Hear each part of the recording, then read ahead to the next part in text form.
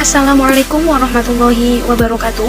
Saya Faikotul Ilmiah, NIM 21070160071. Izin mempresentasikan tugas psikologi perkembangan, subbab ciri dan tugas perkembangan dewasa awal.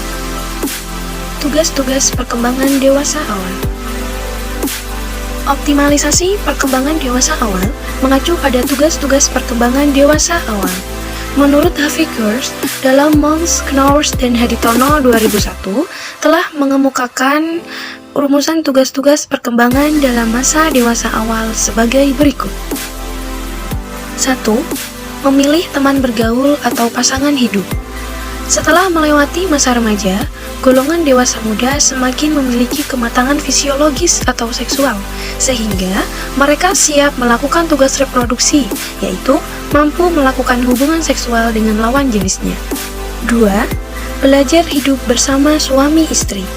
Dari pernikahannya, dia akan saling menerima dan memahami pasangan masing-masing, saling menerima kekurangan, dan saling membantu membangun rumah tangga yang harmonis, rukun, dan bahagia. 3.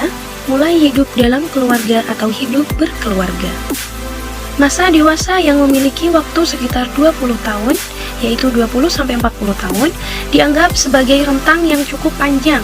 Terlepas dari panjang atau pendek rentang waktu tersebut, golongan dewasa muda berusia di atas 25 tahun umumnya telah menyelesaikan pendidikan minimal setingkat SLTA atau SMU, akademik, dan universitas. Selain itu, sebagian besar dari mereka yang telah memasuki dunia pekerjaan guna meraih karir tertinggi. Dari sini, mereka mempersiapkan dan membukukan diri bahwa mereka sudah mandiri secara ekonomis, artinya sudah tidak bergantung pada orang tua lagi. Nah, yang poin nomor 4, mengelola rumah tangga. Setelah menjalani pernikahan, dia akan berusaha mengelola rumah tangganya. Dia akan berusaha membentuk, membina, dan mencapai kebahagiaan hidupnya. Dia harus dapat menyesuaikan diri dan bekerja sama dengan pasangan hidupnya. Poin kelima adalah mulai bekerja dalam suatu jabatan. Usai menyelesaikan pendidikan formal setingkat SMU, akademik, atau universitas, umumnya dewasa muda memasuki dunia kerja guna menerapkan ilmu dan keahliannya, serta mulai melatih kemandirian bagi dirinya. Jika individu dewasa awal mampu mendapatkan penghasilan yang memadai, maka individu tersebut dapat membangun kehidupan ekonomi rumah tangga yang mantap dan mapan. Yang selanjutnya adalah mulai bertanggung jawab sebagai warga negara secara layak. Warga negara yang baik adalah dambaan bagi setiap orang yang ingin hidup tenang, damai, dan bahagia di tengah-tengah masyarakat. Warga negara yang baik adalah warga negara yang taat dan patuh pada tata aturan perundang-undangan yang berlaku dan menjalankan setiap aturan-aturan pemerintah. Poin yang ketujuh atau yang terakhir adalah memperoleh kelompok sosial yang seirama dengan nilai-nilai pahamnya. Masa dewasa awal ditandai juga dengan membentuk kelompok-kelompok yang sesuai dan seirama dengan nilai-nilai yang dianutnya. Nah, teman-teman semua, selanjutnya adalah ciri-ciri perkembangan dewasa awal. Harlak 2011 menguraikan secara ringkas ciri-ciri dewasa yang menonjol dalam masa-masa dewasa awal sebagai berikut. Ciri yang pertama adalah sebagai masa pengaturan. Masa dewasa awal merupakan masa pengaturan. Pada masa ini, individu menerima tanggung jawab sebagai orang dewasa. Pada masa ini juga, individu akan mencoba dan menentukan mana yang sesuai yang dirasa dapat memberi kepuasan permanen bagi dirinya. Ketika individu menemukan pola hidup yang diyakini dapat memenuhi kebutuhannya, individu tersebut akan mengembangkan pola-pola perilaku, sikap, dan nilai-nilai yang cenderung akan menjadi kekhasan selama sisa hidupnya. Nah, ciri yang kedua adalah sebagai usia produktif. Dinamakan sebagai masa produktif karena pada rentang usia ini merupakan masa atau usia-usia yang cocok untuk menentukan pasangan hidup, menikah contohnya, dan berproduksi atau menghasilkan anak atau keturunan. Ciri-ciri yang ketiga sebagai masa bermasalah. Dalam tahun-tahun awal masa dewasa, banyak masalah baru yang harus dihadapi seseorang. Masalah-masalah baru ini dari segi utamanya berbeda dengan dari masalah yang sudah dialami sebelumnya. Contohnya, seseorang harus mengadakan penyesuaian dengan peran barunya antara pernikahan visi pekerjaan.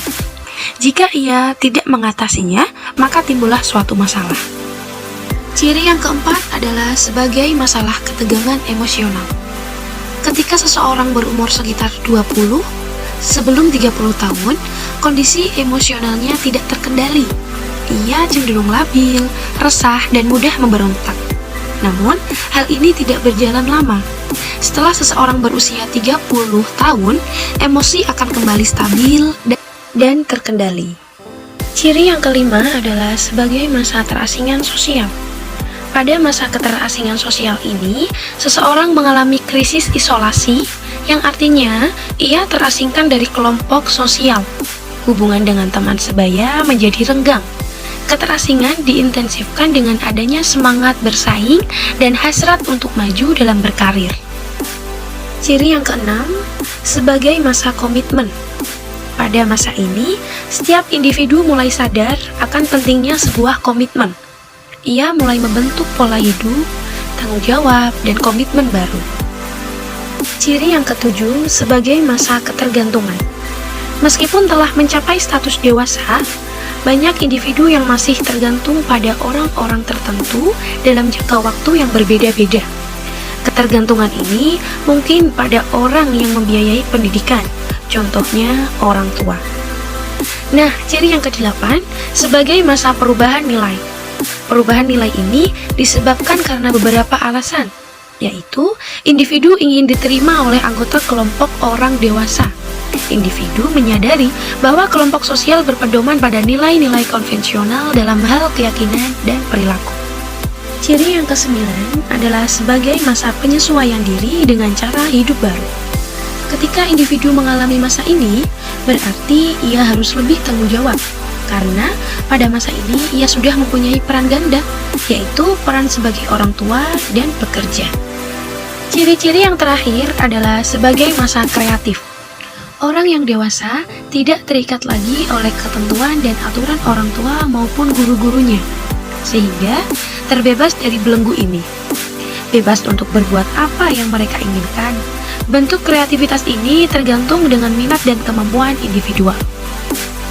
Nah, teman-teman semua, cukup sekian apa yang dapat saya presentasikan. Semoga bisa bermanfaat bagi teman-teman semua. Saya Faikotul Ilmiah, mohon maaf apabila ada kesalahan dalam tutur kata ataupun dalam menayangkan slide by slide. Terima kasih. Wassalamualaikum warahmatullahi wabarakatuh.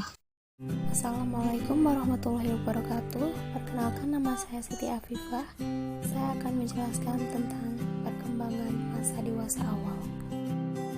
Dewasa awal. Kita bahas sedikit tentang karakteristik dewasa awal. Pertama, batasan usia dewasa awal berada di rentang usia 18-40 tahun.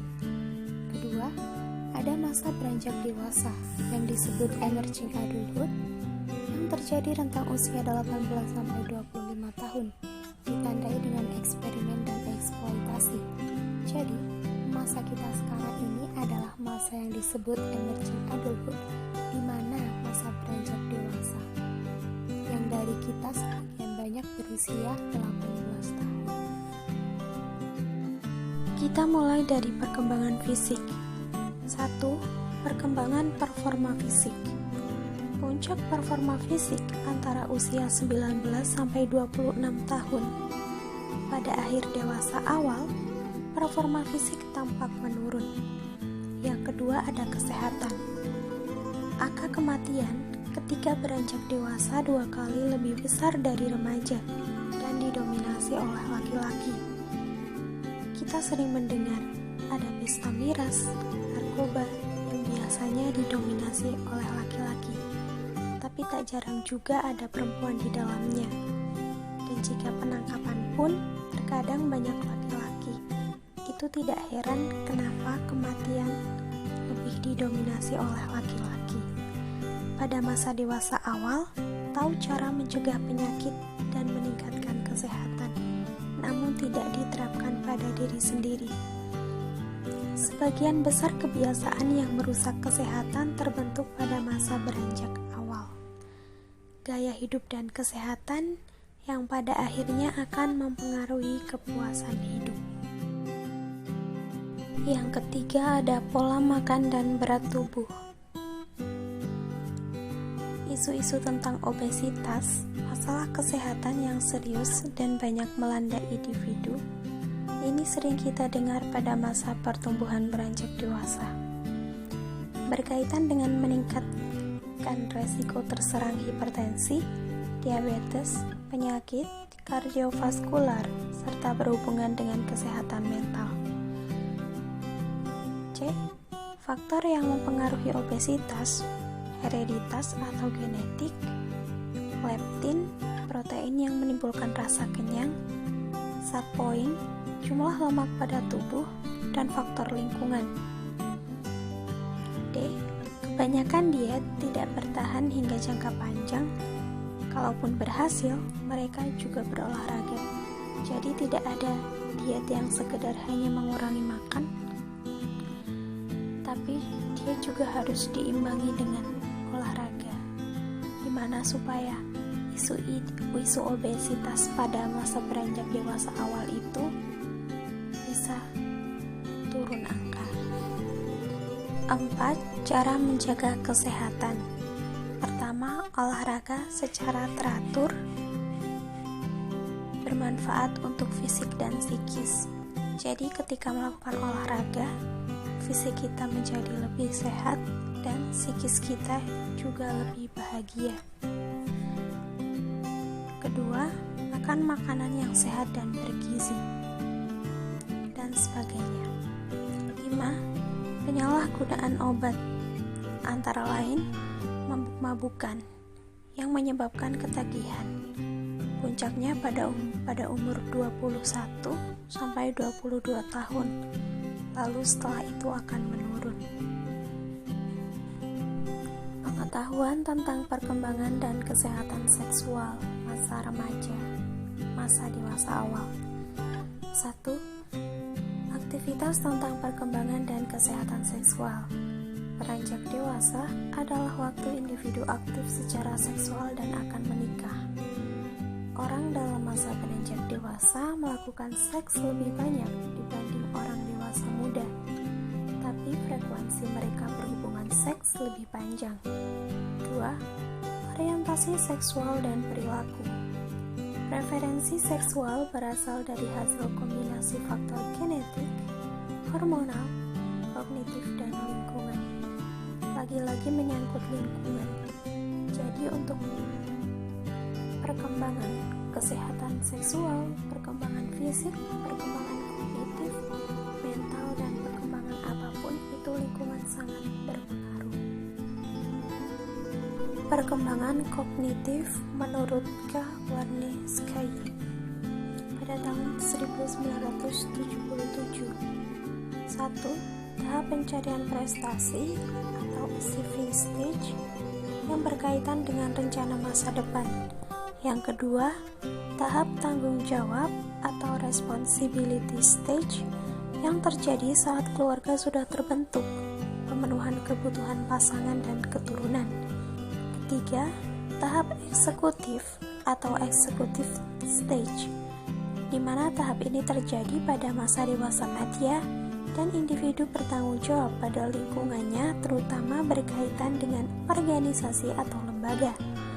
Dan yang keempat, tahap reintegratif atau reintegrative stage yang terjadi pada masa dewasa akhir, fokus pada kegiatan yang berhubungan dengan kesehatan. Yang terakhir, perkembangan kognitif menurut beberapa ahli psikologi. Yang pertama, Piaget, berpikir formal operasional.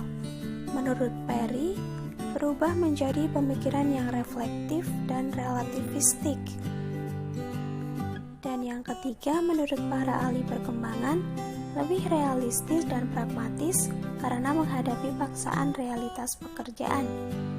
Dan yang terakhir, pemikiran postformal, yaitu pemikiran yang reflektif, realistik, pragmatis, dramatis dan bervariasi dalam pemecahan berbagai masalah. Sekian dari saya. Wassalamualaikum warahmatullahi wabarakatuh. Assalamualaikum warahmatullahi wabarakatuh. Perkenalkan, nama saya Himatul Alia dengan NIM 107016070. Saya di sini akan membahas tentang perkembangan sosial emosional pada masa dewasa awal. Seperti yang kita ketahui bahwa dewasa awal adalah masa peralihan dari masa remaja. Menurut seorang ahli psikologi perkembangan, Santrop, orang dewasa muda termasuk masa transisi, baik transisi secara fisik, transisi secara intelektual, serta transisi peran sosial. Masa dewasa awal adalah masa beralihnya pandangan egosentris menjadi sikap yang empati. Pada masa ini, penentu relasi sangat memegang peranan penting. Dewasa awal merupakan masa permulaan di mana seorang mulai menjalin hubungan secara intim dengan lawan jenisnya. Dari segi fisik, masa dewasa awal adalah masa dari puncak perkembangan fisik. Perkembangan fisik sesuai masa ini akan mengalami degradasi sedikit demi sedikit mengikuti umur seseorang menjadi lebih tua. Segi emosional, pada masa dewasa awal adalah masa di mana motivasi untuk meraih sesuatu yang besar yang didukung oleh kekuatan fisik yang prima. Kunci dari perkembangan sosial emosi di masa remaja adalah meningkatnya minat terhadap identitas. Banyak perubahan penting dalam identitas terjadi ketika beranjak dewasa. Ketertarikan, cinta, dan juga relasi yang akrab. Ketertarikan merupakan sebuah kebiasaan melalui terjadinya relasi dekat. Consensual validation, memperoleh dukungan jika sikap dan nilai orang lain sama, serta menghindari hal-hal yang tidak diketahui. Matching hypothesis, menyukai orang yang lebih menarik namun kenyataannya memilih yang menyerupai level ketertarikan baik fisik maupun atribut sosial. Persamaan dalam hal kepribadian secara khusus penting dalam sebuah relasi yang berhasil. Ketertarikan fisik biasanya sangat penting dalam awal relasi, namun pengaruhnya berkurang dalam pernikahan. Ketertarikan fisik sangat beraneka ragam di suatu budaya dan sejarah waktu yang berbeda. Kemudian ada bentuk-bentuk cinta. Bentuk cinta antara lain persahabatan. Persahabatan yaitu memiliki peran penting dalam perkembangan orang dewasa, khususnya dalam konteks dukungan emosional. Pola persahabatan wanita antara lain membuka diri, memberi dukungan, dan lebih intim. Kemudian dengan pola persahabatan pria, mereka lebih menjaga jarak, memberi informasi yang berguna, jarang menceritakan kelemahan, ingin solusi praktis dan kompetitif. Serta pola persahabatan antara pria dan wanita cenderung lebih memperoleh pengetahuan dan keyakinan, perasaan, minat, dan sering terjadi perbedaan ekspektasi dan ketidakjelasan. Lalu ada keintiman. Keintiman ditandai dengan self-disclosure atau keterbukaan diri dan berbagai pikiran personal. Tahapan menurut Erikson, keintiman versus isolasi, sebuah proses menemukan diri sendiri dan sekaligus peleburan diri di dalam diri orang lain. Jika gagal dalam pengembangannya akan mengalami isolasi. Keintiman dan kemandirian di satu sisi sebagai upaya mengembangkan komitmen dan keintiman, serta di sisi lain mengembangkan kemandirian dan kebebasan. Kemudian ada cinta romantis, juga sering disebut dengan cinta gairah, di mana di dalamnya mencakup hasrat, seksualitas, dan campuran emosi yang tidak semuanya positif. Cinta romantis ini juga mengandung berbagai emosi yang bercampur secara kompleks seperti ketakutan, kemarahan, hasrat seksual, kegembiraan, dan cemburu. Cinta afektif atau sering disebut dengan cinta karena kedekatan atau companionate biasanya menjadi lebih penting ketika relasi dan sekaligus peleburan diri di dalam diri orang lain. Jika gagal dalam pengembangannya akan mengalami isolasi. Keintiman dan kemandirian di satu sisi sebagai upaya mengembangkan komitmen dan keintiman, serta di sisi lain mengembangkan kemandirian dan kebebasan.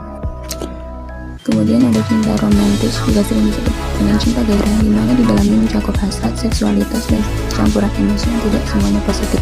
Cinta romantis ini juga mengandung berbagai emosi yang bercampur secara kompleks seperti ketakutan, kemarahan, hasrat seksual, kegembiraan, dan cemburu. Cinta afektif atau sering disebut dengan cinta karena kedekatan atau companionate biasanya menjadi lebih penting ketika relasi semakin matang. Tipe cinta ini terjadi ketika seorang menginginkan seorang berada di dekatnya dan memiliki afeksi yang dalam dan perhatian terhadap orang itu. Dan terakhir ada cinta sempurna atau consummate love, yaitu cinta yang melibatkan 3 dimensi antara lain gairah, keintiman, dan komitmen. Kemudian ada dimensi-dimensi dalam cinta, yaitu antara lain 1. Gairah merupakan daya tarik fisik dan seksual terhadap lawan jenis. 2. Keintiman merupakan perasaan emosi yang dirasakan yang mengandung kehangatan, kedekatan, dan berbagi dalam sebuah relasi. Dan terakhir ada komitmen yang merupakan penilaian kognitif mengenai relasi dan intensi untuk mempertahankan relasi meskipun relasi itu menghadapi masalah. Kemudian di slide selanjutnya ada segitiga cinta Steinberg yang merupakan sebuah kesempurnaan cinta. Lalu ada kegagalan dalam sebuah hubungan percintaan yang menyebabkan antara lain rasa traumatis, menyakitkan, dan juga melibatkan emosi yang intens. Namun bagi beberapa individu, kegagalan dalam sebuah percintaan menimbulkan kebahagiaan serta perkembangan individu tersebut. Dan terakhir ada pernikahan dan keluarga. Tujuan dari pernikahan dan berkeluarga ini sendiri antara lain untuk melestarikan pernikahan. Menurut Gottman, Mantok 2011 mengemukakan bahwa dalam pernikahan yang langgeng, pasangan harus membangun peta cinta, memelihara kasih sayang, peduli satu sama lain, menerima pengaruh pasangan, menyelesaikan konflik yang bisa diselesaikan, mengatasi hambatan, serta menciptakan kesempatan berbagi rasa satu sama lain. Kemudian menjadi orang tua. Ukuran keluarga menjadi lebih kecil karena banyak wanita yang menunda melahirkan hingga mereka mapan dalam berkarir. Beberapa keuntungan yang didapat dalam menunda memiliki keturunan misalnya memiliki waktu memikirkan tujuan hidup, memiliki karir lebih matang dalam berpengalaman dan hal pengasuhan anak, serta memiliki pendapatan yang lebih mantap. Dan tips mengatasi perceraian. Hetherington mengklasifikasikan bahwa ada 6 jalur yang dilalui pria dan wanita setelah bercerai. Pertama, mereka yang mengalami peningkatan. Kedua, mereka yang baik-baik saja. Ketiga, mereka yang mencari. Keempat, mereka yang bebas. Kelima, mereka yang berkompeten. Dan terakhir, mereka yang kalah atau gagal. Sekian dari saya. Terima kasih atas perhatiannya. Wassalamualaikum warahmatullahi wabarakatuh.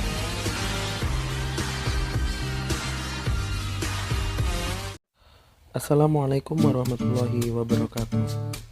Perkenalkan, nama saya Abiyu Fadil Julfan dengan NIM 2107016072. Pada kesempatan kali ini, saya akan membahas mengenai problem psikologis dewasa awal tentang pernikahan, pengasuhan anak, dan karir pada mata kuliah psikologi perkembangan. Bagian pertama yaitu pengertian dewasa awal. Menurut Burlock, orang dewasa merupakan individu yang telah menyelesaikan pertumbuhannya dan siap menerima kedudukan dalam masyarakat bersama orang dewasa lainnya. Selanjutnya, menurut pengertian lain yaitu masa dewasa awal adalah masa pencaharian, kemantapan, dan masa reproduktif, yaitu suatu masa yang penuh dengan masalah dan ketegangan emosional, nilai-nilai perubahan, kreativitas, dan penyesuaian dengan pola-pola hidup yang baru. Dan masa dewasa awal ini terjadi pada usia 18 sampai dengan 40 tahun. Selanjutnya yaitu karakteristik dan tugas perkembangan dewasa awal. Menurut Dario, pada masa dewasa awal atau young adulthood, secara fisik menampilkan profil yang sempurna dalam artian bahwa pertumbuhan dan perkembangan aspek-aspek fisiologis telah mencapai posisi puncak. Sedangkan menurut Erikson, diungkapkan bahwa pada masa dewasa awal inilah individu mulai membuat komitmen dengan orang lain, yakni membentuk keluarga. Dan jika individu tersebut tak mampu melakukannya, maka akan merasa kesepian dan krisis keterasingan atau isolation.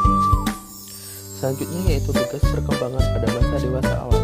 Menurut Heidegger, tugas perkembangan pada dewasa awal yaitu memilih jodoh, belajar hidup dengan suami atau istri, mulai membentuk keluarga, mengasuh anak, mengontrol rumah tangga, menemukan kelompok sosial, menerima tanggung jawab sebagai warga negara, serta mulai bekerja. Selanjutnya yaitu problem psikologis masa dewasa awal. Problem psikologis masa dewasa awal yang pertama yaitu mengenai pernikahan. 1.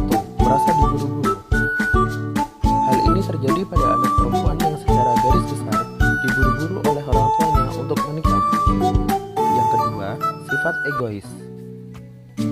Sejatinya pernikahan merupakan perwujudan kesepakatan lisan antara dua insan berlainan jenis untuk melebur dua karakter dasar secara besar-besaran agar menyatu dan berpadu untuk menyongsong kehidupan mendatang yang lebih baik dan lebih lengkap. Yang ketiga yaitu tidak satu tujuan. Dalam sebuah pernikahan, diperlukan adanya tujuan dari kedua belah pihak untuk apa mereka menikah dan tujuan apa mereka menikah. Yang kedua yaitu problem dewasa awal mengenai pengasuhan anak. Antara lain, 1. Sikap merawat anak. Setiap individu ketika berada di usia sekitar 25 tahun akan mengalami masa untuk mulai merawat anak atau mendidik anak. Hal ini dikarenakan rata-rata pada usia 25 tahun para setiap individu sudah menikah dan pasti akan mempunyai anak. Namun di sisi lain, ketika merawat anak, terdapat sikap-sikap yang tanpa sadar merupakan ketidaksiapan untuk merawat anak atau sering disebut dengan baby blues. Selanjutnya yaitu cara berkomunikasi. Ketika anak sudah mulai memasuki usia 5 tahun, anak mulai belajar memahami perkataan dari orang tuanya dan mulai meresponnya. Hal ini sering terjadi miskomunikasi antara orang tua dan anak. Dikarenakan orang tua berkata kasar lalu anak meresponnya dengan menangis, dikarenakan anak tidak tahu namun orang tuanya marah. Seharusnya orang tua bisa bisa berkomunikasi dengan baik secara halus kepada anak, sehingga anak meresponnya dengan baik. Yang ketiga yaitu pola pengasuhan anak. Pola pengasuhan anak ini juga sangat mempengaruhi sikap anak kepada orang tua tentunya. Selanjutnya yaitu problem psikologis masa dewasa awal mengenai karir. Problem psikologis dewasa awal mengenai karir. Yang pertama yaitu penyesuaian diri terhadap pekerjaan. Penyesuaian diri terhadap pekerjaan dipengaruhi oleh faktor lingkungan, pendidikan, dan wewenang pekerjaan. Yang kedua yaitu stabilitas pilihan pekerjaan. Pada masa usia dewasa awal, mulai dihadapkan dengan kondisi mengenai pekerjaan, terutama pada pilihan pekerjaan yang sesuai dengan lulusan selama kuliah ataupun selama menempuh pendidikan akademik. Yang ketiga yaitu pilihan pekerjaan. Pada problem yang ini sering terjadi pada pilihan pekerjaan yang terkadang harus sesuai dengan bakat, minat, serta faktor psikologis. Namun realitanya banyak yang tidak sesuai dengan bakat dan minat ketika bekerja, namun mereka lebih melihat dampak sosial yang diperoleh ketika mengerjakan dan bekerja pada suatu profesi tertentu. Selanjutnya yaitu solusi problem psikologis masa dewasa awal. Solusi yang dapat dilakukan ketika mengalami problem. Yang pertama, pada problem pernikahan, yaitu bisa saling bertukar pikiran dengan pasangan, berkomunikasi agar mengerti satu sama lain. Selanjutnya, pada problem pengasuhan anak, bisa dilakukan dengan melalui pendekatan kepada anak dan berkomunikasi secara intens dengan anak. Yang ketiga yaitu untuk permasalahan psikologis pada masalah pekerjaan, solusinya adalah dengan mempertimbangkan bakat, minat, kondisi psikis pribadi, serta gaji, dan dampak sosial yang akan didapat ketika bekerja. Selanjutnya yaitu kesimpulan. Setiap individu akan menemui permasalahan yang kompleks ketika mulai memasuki masa dewasa awal, mulai dari permasalahan tentang pasangan untuk menikah, pengasuhan anak, dan yang paling sering dibingungkan yaitu masalah karir. Namun itu semua dapat dilewati tergantung pada sikap dan cara penyelesaian individu masing-masing. Terima kasih, demikian yang dapat saya sampaikan, kurang lebihnya mohon maaf. Wabillahi taufiq wal hidayah. Wassalamualaikum warahmatullahi wabarakatuh.